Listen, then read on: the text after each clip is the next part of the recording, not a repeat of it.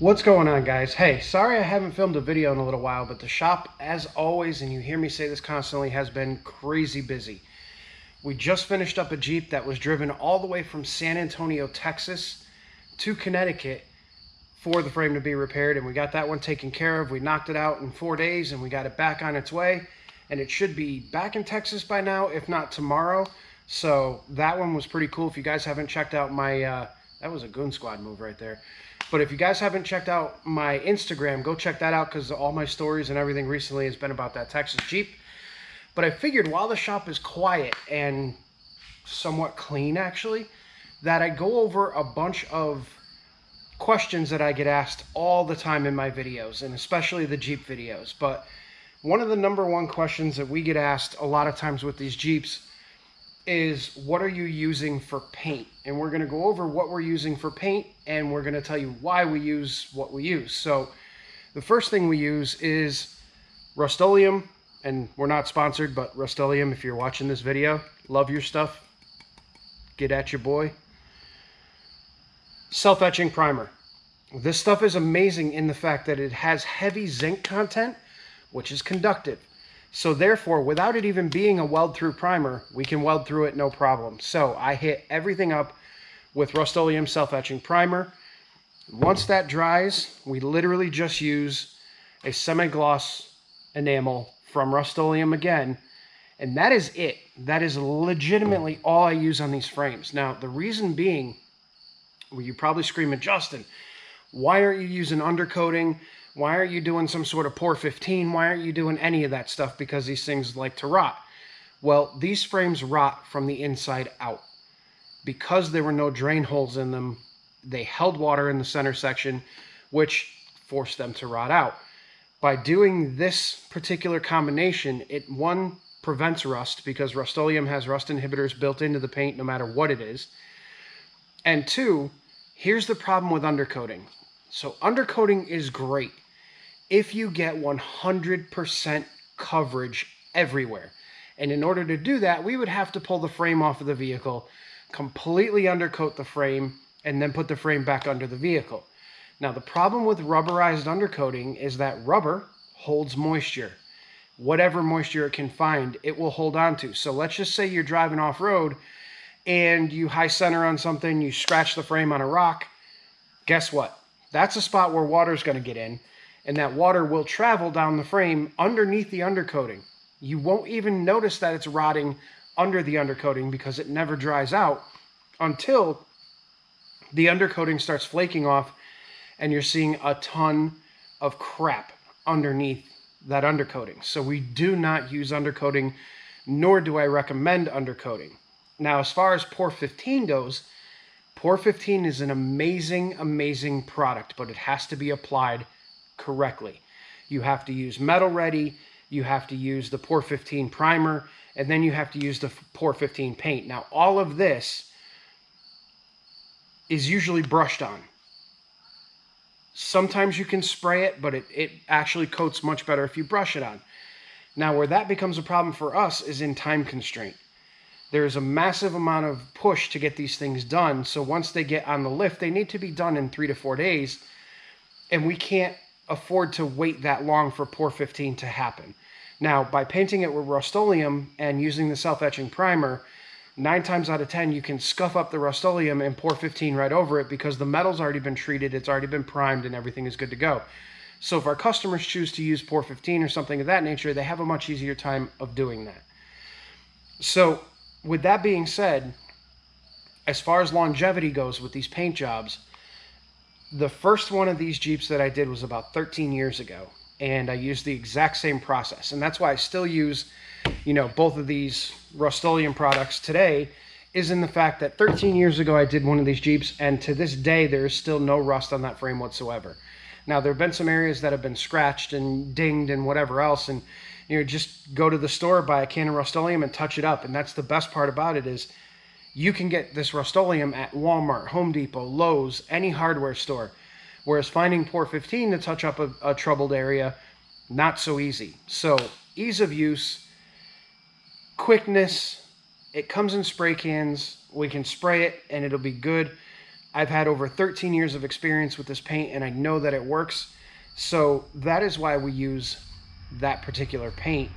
And we do, yes, coat the inside of the frame repair as well as the outside of the frame repair.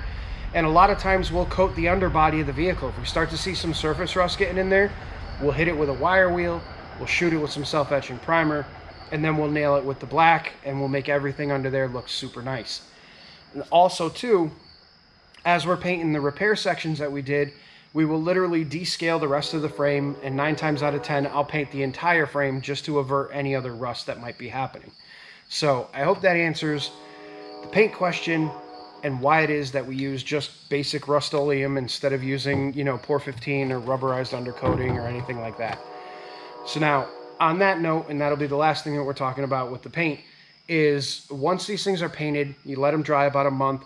And then if the customer's in a really horrific area, like let's just say upstate New York, where the roads are salted pretty much 8 months out of the year, or Vermont, New Hampshire, Maine, all those areas that see some massive amounts of snow and salt and everything else, I recommend using a product called Fluid Film. I don't have any here right now, but you can't miss it. It's called Fluid Film, and the can looks like it's from 1955. It's the weirdest looking, like old school, like Reading Rainbow type of can, but the stuff works amazing. It's non-toxic, it's lanolin based, and it's a great material to just slather on the hole underneath of the vehicle, and that'll help prevent rust as well. But usually the Rust-Oleum handles it. So that's it for the paint. All right, so the second question regarding these Jeeps that I get asked constantly is, what is the cost? Now, the cost is going to be based upon how badly your Jeep or the Jeep is damaged. If it's just basic center sections, we have a price for that. If it's basic center sections plus the rear, obviously the price changes. If you want a lift kit installed, if you don't want a lift kit installed, if you want a new bumper, a new cross member, if you want me to, paint the underside of the body, there's so many variables when it comes to cost that I wouldn't be able to give you an exact idea and an overview on YouTube. And that is why I tell everybody who comments on my YouTube videos, hey, shoot me an email, send me some pictures of your Jeep, send me some pictures of the frame, and I can give you a ballpark as to what it's going to cost you to get that fixed. That is the easiest way to go about it. The reason why you never hear me mention what something costs on my YouTube videos is because I could give you a blanket statement and say, hey, this repair costs, let's just say $1,500, which it doesn't, but let's just say it would cost $1,500. You bring your Jeep here, you're expecting to spend $1,500. I give you a bill for $2,500, or even if I give you an estimate for $2,500, and you're like, whoa, wait a minute, in your video you said $15. So I only give pricing out via email after I've seen pictures or after I've inspected the vehicle, to where I can give you an accurate estimate of what it's going to cost to fix your vehicle. And even then the price could change. If you send me a bunch of pictures and the Jeep gets here, like the one from Texas just did, I had all the pictures I needed. However, there were 3 or 4 pictures of the rear sections that I didn't get that didn't show the damage that were in the rear sections. So we had to call the customer, let them know that, hey, listen, it's going to be a little bit more than we had thought, and that way. So that's pricing. If you want pricing for this, email me, shoot me some pictures. My email will be down in the description. It's also in the channel description. It's all there. All the ways to contact me. You can send me a message on Instagram. You can do whatever you like to do. But get me pictures. I'll get you an accurate price. All right, so now the Jeep stuff is done. We are done with the Jeep stuff. And what we're going to talk about next is the big one, the Dodge Ram TIPM video. That video is one of my highest grossing videos as far as views go on this channel, along with the MIG versus TIG video. Now, I get a ton of questions about these TIPM videos and everything else, and it's usually, hey, my blinkers quit working, or my lights quit working, or that stopped working, or that stopped working. And with these Dodge Rams, a lot of times what happens is everybody gets lumped into thinking that it is automatically the totally integrated power module, which is your fuse box. It's the fuse box under the hood is called the totally integrated power module, and it contains solid state relays, solid state fusing, circuit breakers. It provides power to all of your accessories, your lighting, everything else. And in some of the older Dodge Rams, you can see this device at work. When you turn on your blinker and the light on the dash that's blinking doesn't match the light on your truck that's blinking, That's because they are two completely different systems. The TIPM is handling the blinking on the outside, and your dash module is handling the blinking on the inside, so they get out of sync, and it does all kinds of weird stuff. So that's an interesting little tidbit if you've ever wondered why, when you turn your Dodge blinker on, the clicking doesn't match the actual blinking. But from what I've seen in my experience, if you're watching this video and you've sent me a message about your Dodge TIPM and I didn't get back to you, the first thing you need to do when addressing an electrical issue in your pickup truck is check all of the grounds. The grounds, and I cannot stress that enough. And this goes for any pickup truck or any electrical issue. Check your negative terminal on your battery. Make sure all the grounding is there. Check your major grounds that go to your engine, to your chassis, to your frame, to whatever they might go to. Make sure none of those are rotted. Make sure they're not missing. I know Chevrolet has a habit of rotting grounds. There's two specific ones. There's one on the body mount right in front of the driver's side door, and there's one on the rear cross member right by the spare tire. Those two areas, especially in the Northeast, rot out. When those rot out, you lose your fuel pump, you lose your lighting, you lose all kinds of stuff. And people immediately want to go into, well, it's a bad fuse, or the harness is bad, or in Dodge's case, the TIPM is bad. But from what I've seen, 9 times out of 10, like I just went through this issue with my Dodge, my taillights were messing up. I had one taillight not working, one reverse light not working, a fly just landed on the camera, which is kind of funny. And it all ended up being a bad ground coupled with bad bulb sockets. So when you're troubleshooting an issue, 9 times out of 10, it's going to be ground related. And that's what I've been seeing as of late. The TIPM itself usually doesn't fail unless you somehow have overpowered it, i.e. putting a 40-foot trailer behind your truck that's got 117 incandescent bulbs on it, and it's lit up like a Christmas tree going down the street. You've overloaded the trailer system, which overloads the TIPM. The TIPM shuts the circuit breaker, and then it doesn't come back. And then you lose your taillight. Then you lose your other taillight. Then you lose your left headlight, so you run a wire from your right headlight to your left headlight to make it work, and then you overload the right headlight circuit. And by the time all that's said and done, you need a new TIPM. So when it comes to these things, please check the wiring first. Check the grounds first, then check your positives, and check to make sure you have powers and grounds. Derek's over there running something on the dyno. That sounds insane. But make sure you're checking your powers and grounds. That is the best way that you can possibly do it. And you can do it all with just an ohm meter.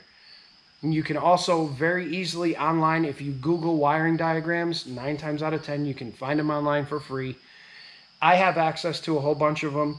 And that's only because I pay to subscribe to all that stuff that you don't necessarily have to if you just Google stuff. So that's it with the Dodge. Get off of there, fly. Next thing I get questioned about is, and I'm going to pick you guys up here, my poor BMW. So this car is a 2000 BMW 540i. It's got the 4.4 V8 with a 6-speed manual, sitting on H&R springs, 19-inch Linea Corsas. They're BBS replicas because I'm not driving in Connecticut with $8,000 worth of wheels. So yeah, I put replicas on it. But this car is in need of timing chain guide replacements, along with timing chains and Vanos unit rebuild and a clutch and a few other odds and ends. This car has 170,000 miles on it, and it is 100% original. So it's time for some pretty serious work, and unfortunately, I don't have the time for it right now. So unfortunately, it just sits here and collects a ton of dust. All right, so next and final question, because this video is starting to get long. What do I use when I'm doing welding? What are my machines? What do I have? Well, the one you guys see me using on the Jeeps all the time is a Miller.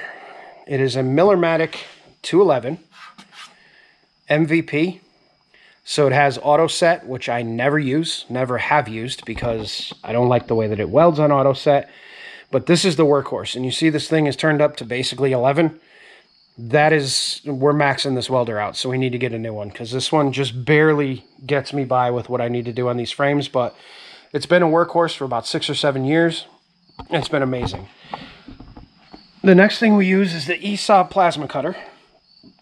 And that guy we bought about 10 years ago. It's a little 30 amp unit, and it does more than enough that we need it to do. And again, that one is also always turned up to 11. And we got to kind of keep it that way because the next step up in plasma cutters was another $1,000, and I didn't need to cut anything bigger than, you know, 3/16 steel or 1/4 inch steel. That'll do 1/4 inch, no problem. So that's what we ended up doing. And then for our final machine of the day is our Everlast 255 Ext Power Tig. That is the workhorse that does all of our stainless, aluminum, titanium, you name it. We do it with this TIG welder. And it is water cooled. So the torch itself is water cooled. It has a water jacket that runs around the front of the torch right here. It keeps this torch super cool even at super high amperages. So when we're doing like long runs of aluminum and stuff like that, we can keep the torch cold and be good to go. And then as far as cutting material, yes, that is a Harbor Freight bandsaw. Central Machinery, Harbor Freight bandsaw with some Morfab modification so you get a little bit deeper of a throat. And I don't know how this thing is lasting as long as it is. I bought it over a year ago. It still has the original blade in it. And I've cut everything from aluminum to titanium, stainless, hardened steel, tool steel. I've cut everything with this on the original blade. And it's just now starting to get a little bit dull, which is insane. But this little saw has been amazing. Except for the fact I opened it up one day and it fell over and it broke the motor.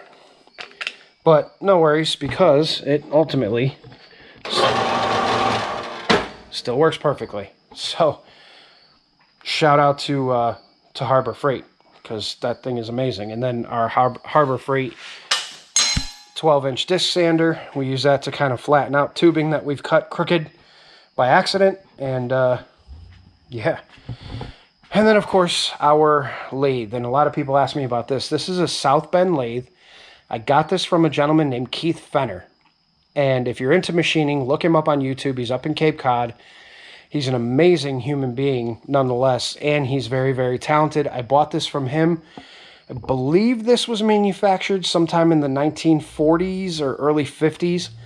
It does still run on a leather belt with a 3-phase motor, which is absolutely incredible.